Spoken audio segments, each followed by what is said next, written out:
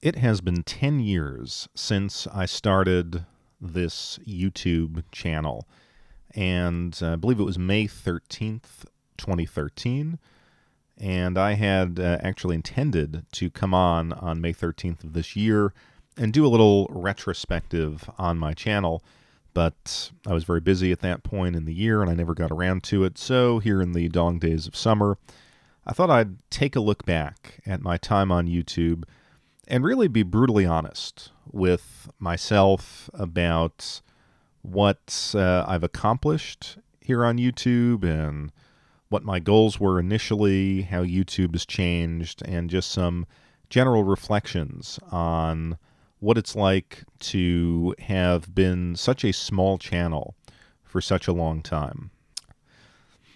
Now, right off the bat, I'm going to tell you this is not a goodbye video, despite what my previous few sentences may have sounded like. This is not me kind of woefully looking back on my accomplishments or lack thereof and just saying, I'm moving on with different things in my life. If you've been a follower of this channel for any period of time, you will have seen that my production of videos is by no means consistent. I make videos when I have time, and over the past couple of years, they've only been a couple a year. Earlier on, I might have done a couple a week. So I just figure I adapt what I do to the time that I have. So I'm in no means signing off. But in the spirit of being brutally honest and engaging in some self-critique, I think it's fair to ask the question, to what degree is this channel a success or a failure? And to do that, I want to go back to why I created a channel in the first place and how I got into consciously considering myself to be a collector and a retro gamer. So I've loved video games since the late 80s. They've always played an important role in my life. And I was always pretty cautious with the video games that I had. I rarely traded them or lent them out. I always tried to keep them clean and organized. And there was a sense, and I don't know where I got this, perhaps it was from my parents, there was a sense that, hey, if you treat these toys or these artifacts with respect, and if you keep them in good condition, they could be worth something. And I guess if I really thought about it, my father would tell a story about how he collected baseball cards, or friends collected baseball cards, and they had Mickey Mantle and Roger Maris and Willie Mays, but they would sort of stick them in the spokes of their bike and kind of look back and said, could have been worth a lot of money if I had treated them with respect. So I guess, I always did that. And if we fast forward to about the mid-2000s, I had returned to the United States. Early 2000s, I was going to college over in Europe, so my gaming really kind of died down. But my friend of mine moved back into my town. A friend of mine I grew up with. He's actually been here on the channel. He's the baseball card collector. And at that point, we had kind of made this pact. It was like, hey, we're going to relive our youth and kind of get back into the hobbies that we had before we both left the area. So for him, that was baseball cards. And I like baseball cards, and I'm a big sports fan and have a modest collection. But as a collecting item, as a hobby, baseball cards never really did it for me. And I decided, I was like, well, you know what? I'm going to do video games because I'm still buying them now that I had been back for a little bit. And I never threw out my collection of games that I had when I was a kid, save for when I was very young and sold my NES to buy a TurboGrafx 16. Talked about that on my NES versus Genesis personal history, and I do intend to do a personal history on the TurboGrafx 16 at some point, and you'll see why when that video comes out. Can't give an exact date. But aside from that, had my collection, and I was still sort of going to GameStop and, okay, hey, this game's $20, let me pick it up. So I was like, okay, I'm gonna do this, and went and repurchased some NES games, looked at some Super NES games that I missed back in the day.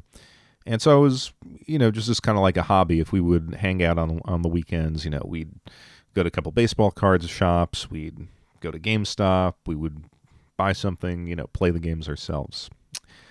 So that was perhaps when I said, okay, I'm consciously going to be a collector.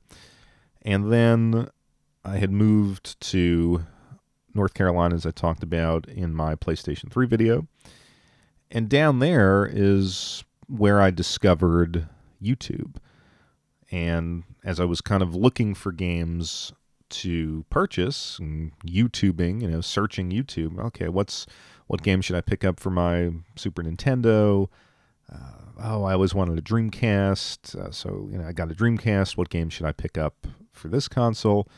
I discovered two channels that really influenced me, and that was those were the Happy Console Gamer and Classic Game Room, and that was kind of my introduction to the YouTube scene. So this would have been about 2008, 2009. So right about when those channels started picking up steam. But it was funny. I never thought to do this myself. I never thought to get onto YouTube at that point. And that was, if we talk about why channels are successes and failures, that was probably a failure. The fact that I didn't think at that point, let me just try this, because there was so much less content at that time. It was particularly upsetting because where I lived in North Carolina, there was a Tiger Direct warehouse store. So I don't know that Tiger Direct exists anymore, but it was a pretty cool PC and electronics shop in the mid-2000s. It was roughly equivalent to like Fry's or something like that. I don't know if Fry's exists anymore. But anyway, it was like let's call it a smaller Best Buy. And you could just go to the store. They had really, really cheap computer parts. And I say they were cheap, and I was a grad student. I did not have a ton of money. And, geez, Tiger Direct, I could go there and I could get equipment. And I was getting stuff to, build my first PC. And it didn't dawn on me, why didn't I get a webcam? Why didn't I get a capture card? I could have done this in those early days. So in 2013, now I had been probably for about 5 to 7 years in the collecting game, as it were. And I had at that point built up a reasonable collection that I thought might be worth talking about. I was living on my own. I at that point I was not dating at the time, so I had in the summer of 2013, I had some time on my hands, and that's when I decided to start the channel. So what were my goals when I started the channel? I recall having two things in mind. Firstly, I had the number, 5 years, 5,000 subscribers. I thought that would be pretty reasonable. Now, I realized that my approach to discussion, some of my opinions, my production value, I kind of realized then, I was like, well, I'm not going to attract probably a large audience based on what was happening with YouTube at that point. But I figured 5 years, 5,000, that would be pretty reasonable. And then I had perhaps a more illusory goal. And I said, well, at that level, I might be able to exert a certain degree of influence, and maybe I could review, if not new games, sort of niche games that come out, maybe some hardware, things like that, that it wouldn't just be a series of monologues, basically, but that I could do something sort of beyond the immediate group of subscribers, and then maybe the channel could grow. So on those two goals, the channel has failed. After 10 years, I do not have 5,000 subscribers, and I'm not sure if I will ever get 5,000 subscribers. As far as reviews and free products and stuff like that, I'm actually happy that that didn't work out, because one of the aspects of having a small channel and not having those temptations is that I've put out a lot of content that, whether it's you like it or you don't like it, whether you find it interesting or boring, nothing on this channel is a paid opinion. And I've reviewed things, I've reviewed new products, and it's allowed me to kind of take the perspective of I'm just a consumer, and I'm going to come on and just talk about certain products. If I feel that they're interesting, or if I have something to say about them that I feel others could benefit from, I'm just going to say what I want to say, and I kind of appreciate that. So at about the midway point, maybe at the 5-6 year mark, I started saying, well, I'll talk about retro games, retro. I'll talk about some modern games, but I'm 100% independent, and I'm kind of happy that I stayed that way.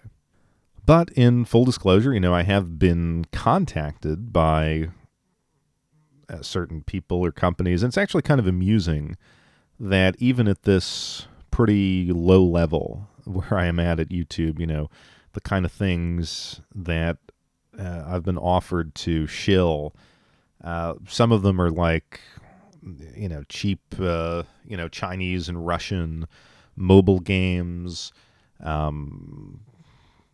electronic, like, USB hubs and things like that. I seem to recall one of them was like a plastic shelving system where you could keep USB cables and stuff like that. So the internet economy is pretty funny that at some point, there are these companies desperate enough to come scraping the bottom of the YouTube barrel as far as subscribers are concerned.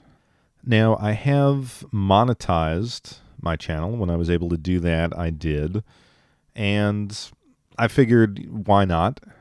Maybe I can earn something. And at the same time, I've said, and I continue to say, that doesn't mean that you have to watch the ads. You can throw on an ad blocker. You can skip them. You can access this network through a pie hole or whatever you want to do. You do not have to, you're under no obligation to watch any of these ads. It's a personal decision. This is not obviously my full-time job, so I've done, I figured also that maybe if I turned on the ads, I would get some more visibility on YouTube, but it has not been a unanimous success.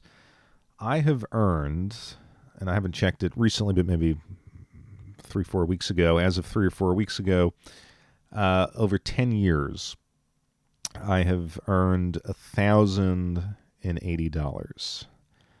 And, again, not my full-time job, but it is kind of amusing when you look at, let's call it $100 a year, which I have thrown into an exchange-traded fund just because I feel like, well, at least that money can grow in some minimal way, and I can justify to a degree the time that I've spent here. So time invested to actual money earned, not very good, which is, again, not my priority, but it is one of those things where you have to ask yourself, was this worth it?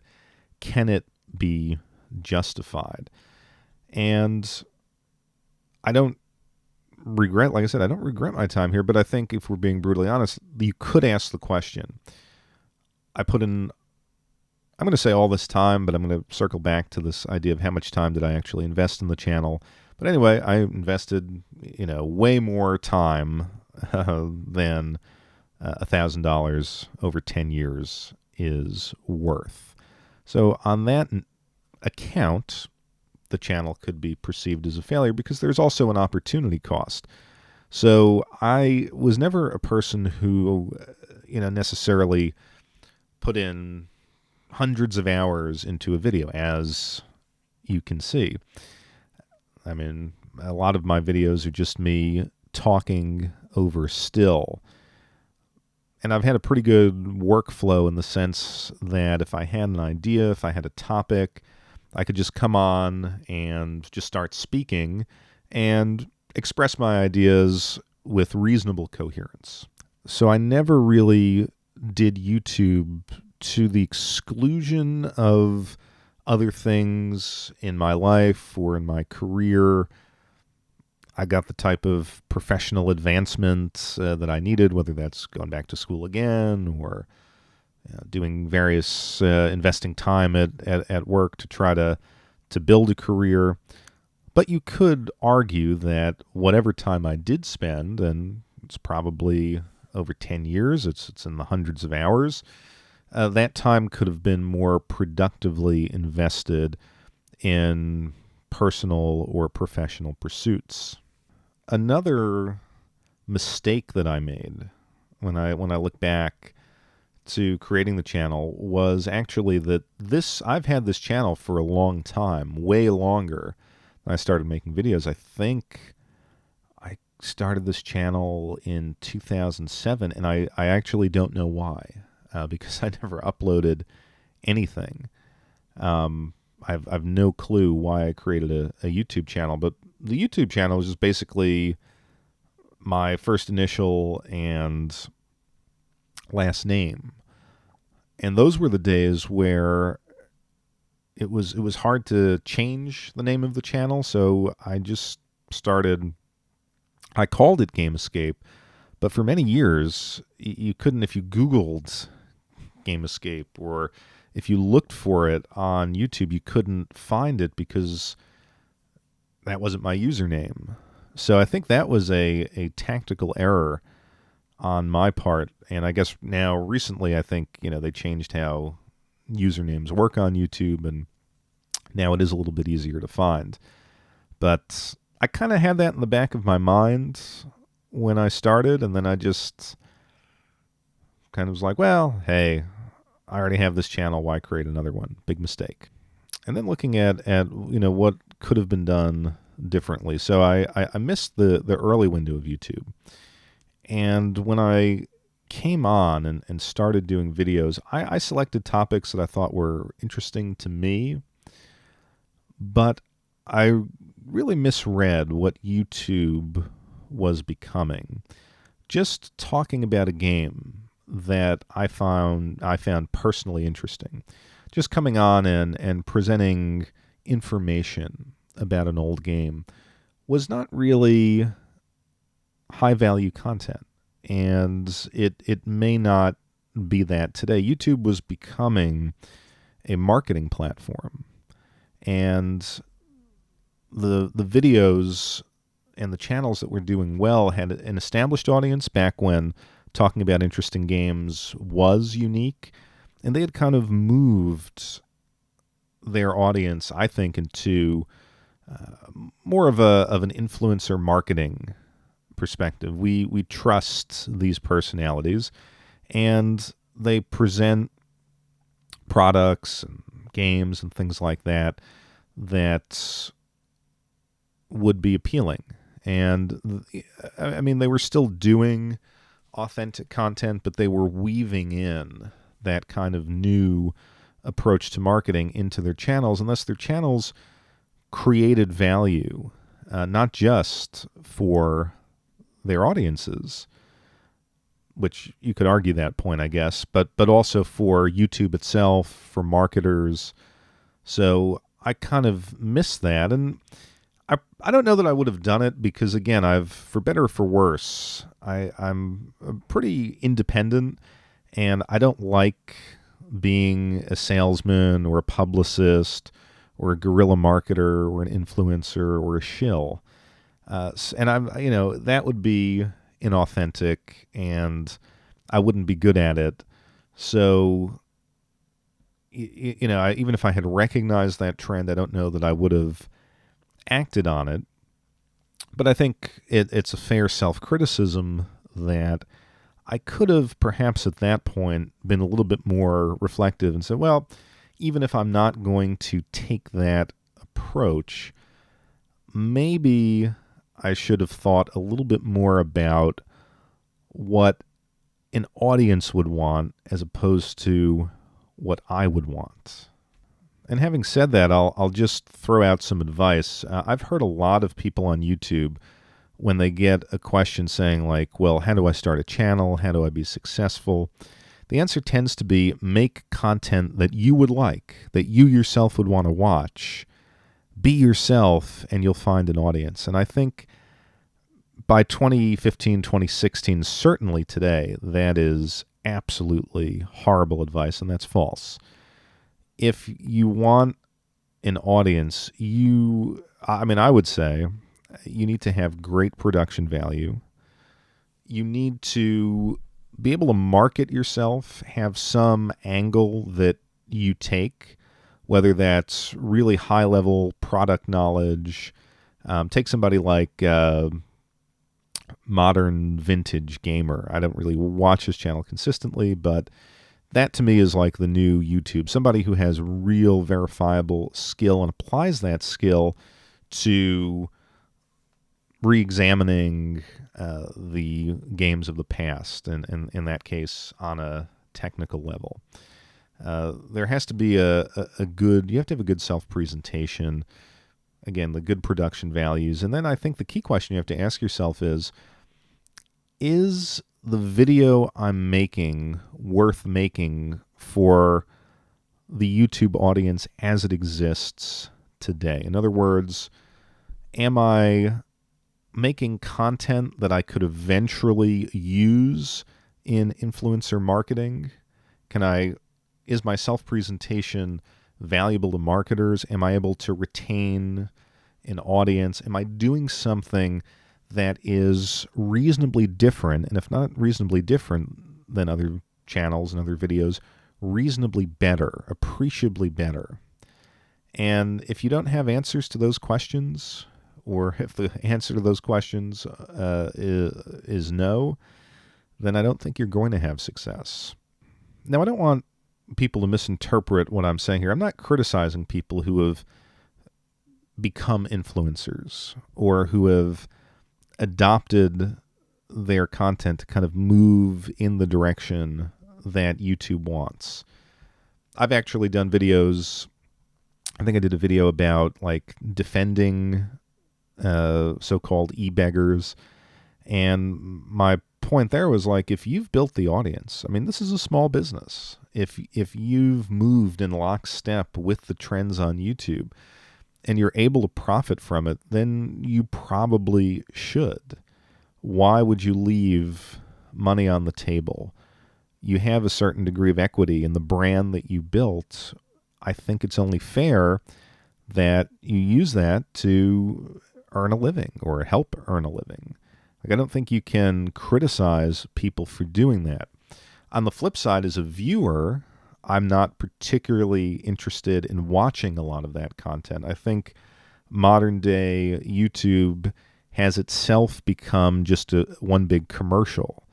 And I think it's kind of brilliant, actually, because, hey, if you have an ad blocker, you just don't, when I watch TV, I kind of just either commercial comes on during a football game or something, I mute the TV and I look at my phone. So, and I think a lot of people probably find various distractions when traditional advertising comes on. So I think YouTube has brilliantly become this advertising platform that people actually go to and voluntarily watch ads. So, you have the skippable or non-skippable 30-second traditional ad before the long-form influencer type ad. And again, I'm not saying every single video everyone makes is a commercial, but it creates a market. It creates a mind share for a product. So if I have a retro gaming channel and I'm reasonably popular, I'm not going to be selling something every video, but I'm going to create in my audience an appetite for retro gaming. And then when I get these different marketing opportunities, they're more valuable to the different brands or the different products that I'm selling, and they're more valuable then to me, and I can earn more money off of that. Again, not a bad thing. I think it's just a reality, and I don't think you can begrudge people the ability to make money off of their channels. So I want to talk about now I don't want to say the psychological impact because that would be overstating it, but I want to talk about how does it feel to have a small channel that rarely grows and that by most metrics is unsuccessful. And I think, in the attention economy, when you're putting some aspect of yourself out there and it has no resonance with the broader community that you see yourself as a part of and that you're trying to target, it does hurt. And I think, it would be a lie to say that and there have been many times where I've posted a video and I'll come back after 3 days and it has 50 views, especially in the early days. And even today, if I can get 200 views in 3 days, I consider that pretty good. There is a kind of psychological stress that comes with that, particularly when you harbor the expectation that what you have to say is interesting, is meaningful, and will find people in the community who either agree with it or who will engage with it. I think that is something that we all have. I don't think it's unique to YouTube. I've heard stories of people post a picture to Instagram and they want so many, I don't know, I don't use Instagram, but likes or comments or something like that. They don't get it. And, it leads to a kind of momentary depression. On the other hand, when you get the comment and when you see the thumbs up on your video, you kind of get the micro dopamine hit and you're feeling good. So I think that is a big part of it. And it got me to thinking, going back to this idea of content, and this sense that, well, you have to be your authentic self. And I'm saying, well, yeah, but you've got to do all these other things. I often wonder, looking back, how much of what I did and the kind of videos that I made were really a representation of myself. On the one hand, yes, in the sense that I own these games, I played these games, I like these games, I expressed these opinions to certain friends who were interested in video games, but I'm also in this community, or see myself in this community, and I'm doing variations of videos that other people have done. What part of me is just an imitation of the Happy Console Gamer or of Classic Game Room? Is this even my nostalgia that I'm presenting? And it's kind of a complex question. And looking back, it's not one where I can say definitively, oh, I was just replicating what they've done, or no, I was being myself.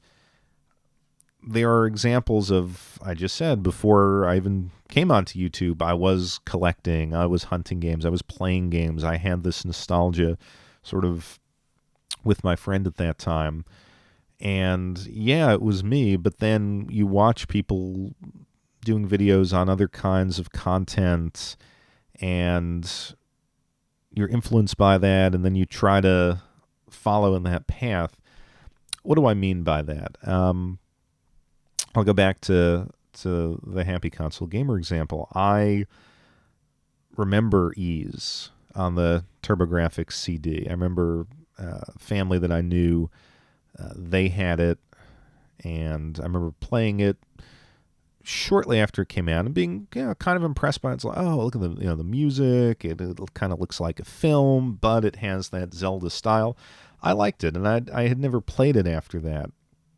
And of course, Ease is one of the series that Johnny talked up in the early days of YouTube, and then I went back and played those games, and then I started collecting again for the PC CD-ROM and Turbo graphics. And, so I was getting into, I was kind of, his videos led me back to that time that I had in my life, and then I started having nostalgia for the TurboGrafx, and then for the kind of Japanese side of the PC Engine that I only vaguely knew about from magazines, but hadn't really explored. And so you kind of get to the question of whose nostalgia is this? And I think that plays a role. And I think just generally on YouTube, I mean, I would argue that on YouTube or on any social media, no one really is their true self. Authenticity is a production quality that some people are very good at infusing into their videos, but I would say even those people are not really online in their online personas. That's really not who they are. Plus, we're all following different trends online, consciously or not. So I feel like, when I look back at the channel and the fact that the content really wasn't resonating with a lot of people, is it because of this implicit mimicry that goes on, and that, when one person comes up with something good, it's a hit. When 100 people sort of take their influence from that and make 100 different variations on that content, it's not so interesting. So I think over the years, it was disturbing that I hadn't really found an audience. And then after a while, you just kind of look at it and say, this is just not worth my time. And so that's when the production dropped off a little bit. And, in my case, I tried to, before I got to this is not worth my time part, I mean, I did try all sorts of different approaches to try to get beyond that, hey, I'm going to review this cool old game type of material. So I tried to do humorous videos. I tried the retro critical podcast where I would just think of all these different topics and talk in free form, not unlike this. I did more of the personal history stuff. I did different production approaches. I started off not using a script, and then I would try an outline, and then I would use a script, and I got all the different capture equipment, and then I would, just kind of like do a works cited, and, if I use some material, I would try taking physical pictures of my collection. I put myself on camera and then very quickly realized that my image was more of a detriment than an aid.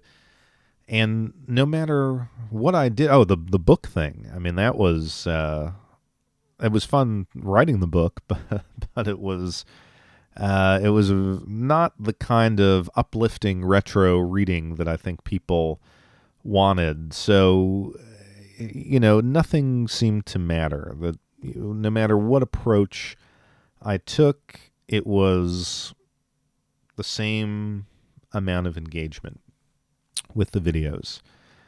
And speaking of engagement, I mean, when you actually look at the stats and the average watch time and how many people drop off after the first 30 seconds or a minute or two. I mean, I'm always amazed at how little reach and how little engagement and how few people actually listen or watch a video to completion, which I find interesting because if I, as a YouTube viewer, if I commit to clicking on a video, I will usually watch it to completion unless it's completely idiotic or it's, not representing what the thumbnail showed or something like that. I'm a pretty consistent viewer, so I kind of look at this video is over the 30-minute mark, and I'm probably talking to very, very few people. I think that's another aspect that when you kind of assess success or failure, if what you're doing is ultimately a monologue, I mean, there's more than a little element of failure in that. So after that, I kind of got to the stage of, well, I'm not going to worry too much about it. I don't do this for a living, and it is what it is. And I think at that point, the dreams that you had about being relevant and that your voice mattering to people, you kind of lose that. And in my case, I just sort of focused on what I liked about YouTube. And I think we'll use that as a transition to say, well, I've told you all the reasons why this channel is a failure, but now I'll talk about why it in other aspects is, at least personally, positive in my life and perhaps somewhat of a personal success. And I think the place to start is, for all the negatives that I just kind of went through, I think YouTube for me is still an outlet where if I have an idea, if I feel like, I'm playing a game, or I have an interesting idea about games in general, making the video feels like, a way to just get that externalized and to have a discussion, which I think if you have, and I'm not going to call gaming a niche hobby, but I think for a lot of us, it's not something that we can talk about on a regular basis. I can just speak for myself. My one friend who is into games, I see him once a year. My wife, while supportive of my collecting, and incidentally supportive of my YouTube channel, because when she found out I don't tell people that I'm on YouTube, but after we got married and she moved in and she found out she's a big YouTube viewer, she was like, "Oh my God, you've got 3,000 subscribers. That's amazing." That having been said, I can't over dinner be like, "Hey, you know what? Remember this JRPG series from the 90s? Here's what I think about it." So when there's no one in your life with whom you can discuss something about which you're passionate, you look for an outlet. And YouTube has been that outlet for me. And I like the fact that, at least in the workflow that I have, if I have an idea and I have the time, and I have very little of the latter these days, but I can just come on and start talking about it. And then if someone does hear it, I have great discussions. And over the years, the people who have taken the time to watch the videos and comment and to start those discussions, I'm really appreciative of that. People like Shinra, Shin Megami Talks, Ravaging Wolverine, people who watch and comment and leave lengthy, thoughtful comments, and we can kind of have a back and forth. That, in a lot of ways, is exactly what I was looking for when I came on here, because, again, there's just no one, or very few people, in my actual day-to-day interactions with whom I can discuss these things. think another positive that I've taken out of it when I sort of looked back over the 10 years of videos that I've made, it's kind of like a digital biography of myself as a hobbyist, because you could see your collection grow, you could see your taste change, you can just see the evolution of the collection that you're building, which I think is really cool. And also, as much as making videos that you would like to watch yourself is not the best strategy from a pure audience building standpoint these days, it's still very rewarding, or at least I found it rewarding, that I was able to commit my personal memories to the cloud, to this digital space where, I hate to make it seem like, to be overly sentimental, but where they will live on, or at least where they will exist, and I've done this to a degree now, and I probably will do it later in life, where I can look back at the personal histories videos that I'm making and relive some of those times in my life and some of those memories. And I could see it being very valuable as you kind of move on in life. And if life takes you away from gaming, or as you kind of like look back, there's, my voice is on YouTube for many hours. Now, am I talking about useful things? Am I changing the world? Am I making a meaningful contribution to the world? No, but I'm kind of cultivating my own set of digital memories that I can go back to.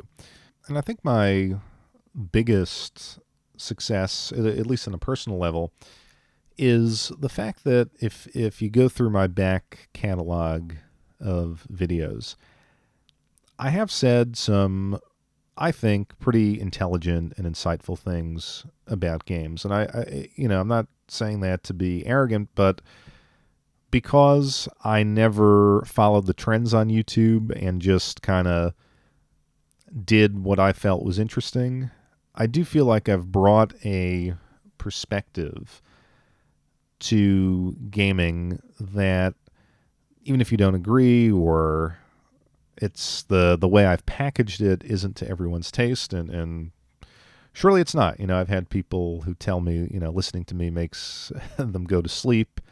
And honestly, I've kind of put myself to sleep at certain times listening to these videos. Nonetheless, I think that I've made some interesting points about games. And again, it's scattered all over the channel. It's not in one particular type of video or another, but I am happy about that. I'm happy that because I remained a small channel, and because I made that decision at a certain point to abandon the hope of having any kind of broad influence and shilling products and following the trends, because I remained independent, I feel like that gave me the freedom to make some interesting points, have some interesting insights, and put them out there without fear that I would alienate my audience or irritate a publisher or something like that.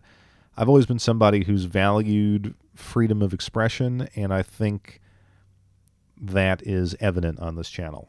Now, that's just my personal list of positive successes, but I did have some objective resonance beyond the immediate confines of my channel. And I would say for the first good, 3-4 years, I was just kind of hovering around 400 or 500 subscribers. And what got me over the 1,000 subscriber mark was a series of videos that I did back when I think it was like the Atari Chameleon or the Coleco Chameleon, that whole thing was going on. It was a kind of a crowd-funded campaign that went wrong in some way. I can't even remember it, but basically it was the start of one of those greedy crowd-funded projects that just never comes to fruition. And it was done by a guy who had a podcast, and I can't think of the name of the podcast. The guy's name I remember was Mike Kennedy, because he was behind the Retro magazine that they tried to release back in 2014, around that time. And I think the next year he tried to launch this console. So his podcasting buddies, one of them was like an engineer from Virginia, and then the other was a guy from the UK. They had a falling out, and I had just I thought it was amusing, like the disaster that was the marketing around this console. So I made some videos, parodying that, and the two remaining podcast guys, I think, posted it somewhere or something like that. And so overnight, I went from maybe 500 to 1,000 subscribers. I also found some success with my Mahjong videos. My 3-part review of, up until that point, just about every Mahjong game I could get my hands on.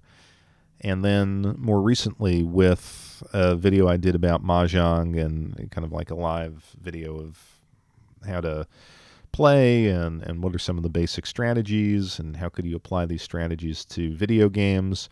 So, when you talk about unique content, I was probably one of the first people, I don't want to say the first people, but I was in a small group of people who was probably making English language, Japanese Mahjong content, and I think giving a pretty reasonable explanation of how to get started playing. So those videos did well, and I'm happy to have contributed something, because I do think Mahjong video games are fun, and I think those videos, if you watch them and follow along, you can actually start playing these games and hopefully enjoying them. And my most successful video was the excerpt that I posted from this 1994 documentary called Otaku. It was a French documentary by a director called Jean-Jacques Benet. Not sure if I'm pronouncing that last name correctly, but it was weird because I found this on summer vacation a while ago. I was in Germany. I found it in a shop, and I was just like, oh, not that expensive. Let me pick it up. It sat on the shelf for quite some time, and then I got around to watching it, and I was like, wow, this is Japan in the 90s. And you had that whole segment about Nintendo and the SNES era, and talking to the different executives at Nintendo, including Miyamoto. But it was strange because it was a French documentary about Japanese culture that, in the version that I found, was dubbed into German, and then I translated from the German to English. So it was, who knows the accuracy of what was actually said in Japanese, but I thought it was a unique clip, and I was like, I think gamers would really appreciate this. And so now it sits at about 248,000 views, and I see it. People still comment on it.